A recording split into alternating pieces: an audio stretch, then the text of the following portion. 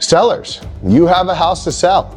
How do you figure out what the best price is for that property? I want to get away from list price right now and bring up what I like to call your go-to-market strategy. Really what we need to determine first is how you want this sales process to go, and then we can choose a strategy that works for you. There are truly 3 go-to-market strategies. The first one is listing high, or aspirational pricing. Now, when you list on the high side of the market, it's typically going to be a longer sale. The pros are you have room to give ground. So if a lower offer comes in, you can negotiate down. If you're not getting any traction on the market, you can do a price reduction and still have a bit of a comfort zone before you get to your bottom line. Now, keep in mind, negotiation is all about leverage. So buyers are going to be fewer and farther between. Property visits are going to be fewer and farther between. Offers are going to be fewer and farther between when you price on the very high side of the market. And you won't be able to leverage one buyer against the other one to try to push that price up.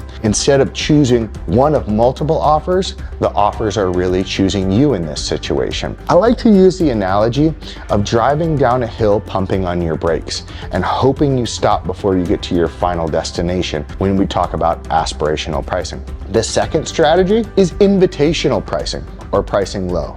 And that's when you create an auction-like scenario where you're saying, I'm going to review offers next week on this date.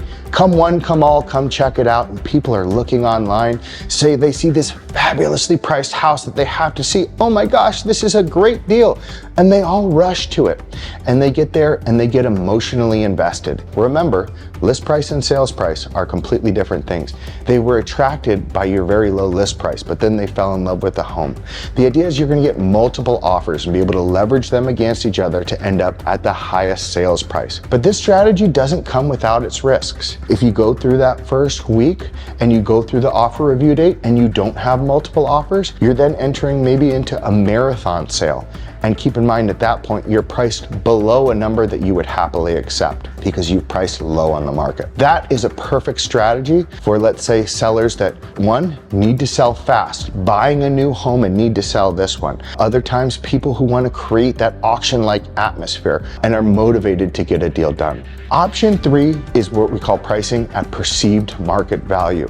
Now, when we come up with perceived market value, we're looking at the comps. We're looking at what's traded in the area, price per square footage, finishes, etc., and coming up with a range that we believe the house is going to sell. If you're pricing within that range, you're pricing accurately. It's almost a scenario of best of both worlds. Number 1, you have and leave the door open to get a multiple offer situation to hopefully run that price up. But if that doesn't happen, you're prepared to do a marathon sale because you're priced at a point that you would happily accept because it is perceived market value. Now, when coming up with your price, the most important thing to do is take an internal look and decide, what is the most important thing to me? How do I want this sales process to go? Do I need the money fast? Am I prepared for a long sale? Do I really want to make this sale happen, or am I not very motivated and will only take a certain number? Once you determine what your motivation is, then you can determine what's the best go-to-market strategy that fits your needs.